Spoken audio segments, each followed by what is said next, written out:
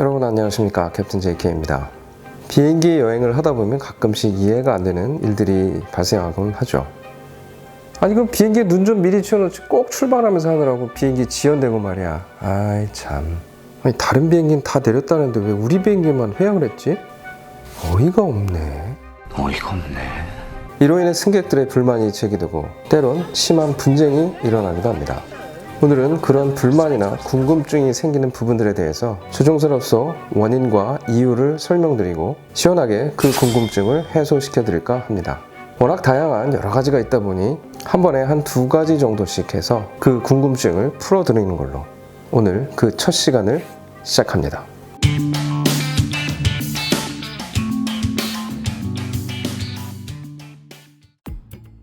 조종사들은 눈이 오는 날 출근하는 걸 굉장히 싫어합니다. 왜일까요?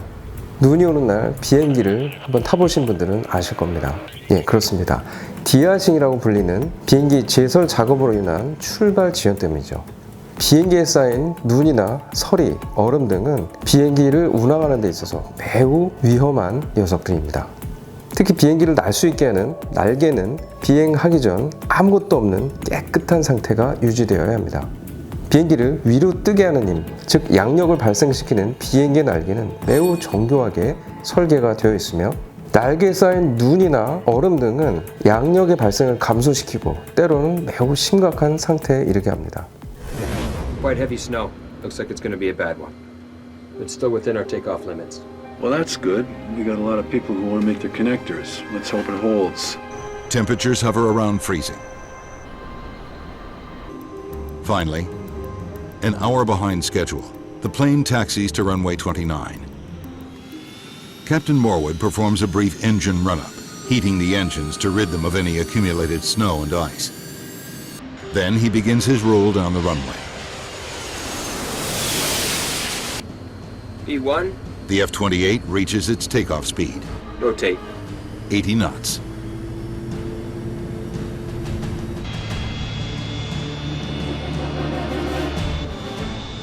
Clearly, there's something wrong. The F-28 struggles to get airborne. The pilots are helpless. 49 seconds after lifting off, Air Ontario Flight 1363 crash lands in the brush, west of runway 29.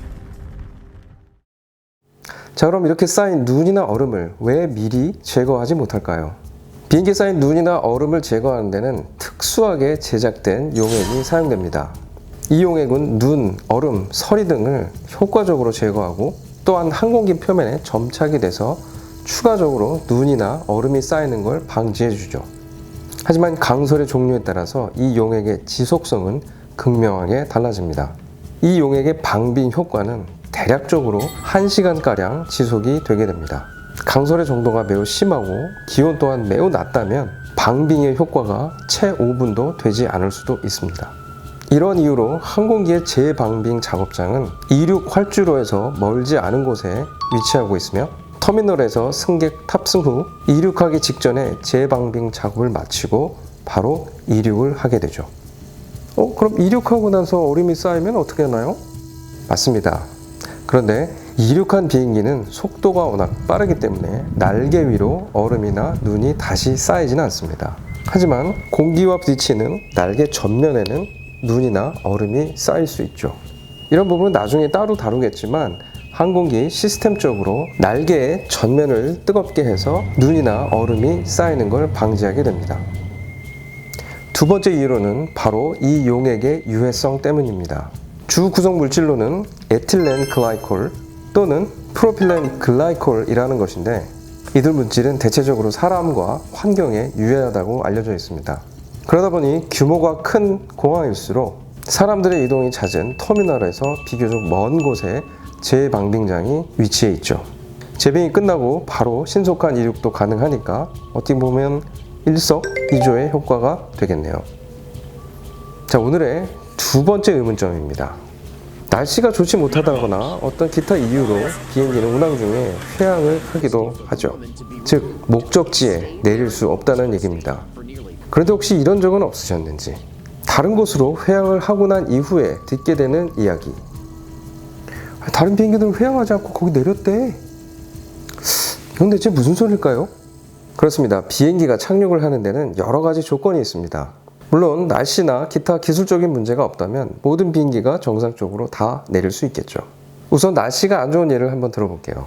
비행기는 착륙을 위해 접근을 하다가 일정 위치가 되면 활주로를 조종사가 봐야만 착륙을 할 수 있습니다. 그 위치는 정밀 접근이냐 아니냐에 따라서 달라집니다. 민항기들이 일반적으로 많이 하는 ILS라는 정밀 접근의 그 위치는 지상으로부터 약 200피트, 그러니까 약 60m 정도의 지점이 됩니다. 그런데 승격 훈련이 끝난 신임 기장은 이 위치보다 더 높은 곳에서 활주로가 보여야 합니다. 즉 숙련이 상대적으로 덜 된 신참 기장이니 일반 기장들보다는 좀 더 미리 활주로를 보고 안전마진을 더 가지고 착륙을 시도하라는 얘기죠. 이 절차는 전 세계 거의 모든 항공사에서 적용을 하고 있는 절차입니다.